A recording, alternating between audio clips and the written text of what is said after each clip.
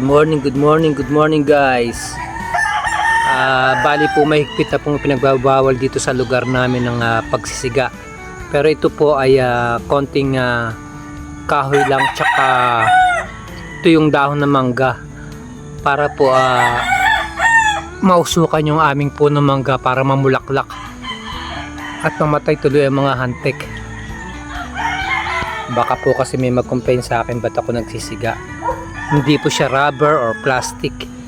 Kaya yung dahon po ng mangga, mabango po yan. Hindi naman po nakakasama yan sa ating kalusugan. Tsaka basta konti lamang.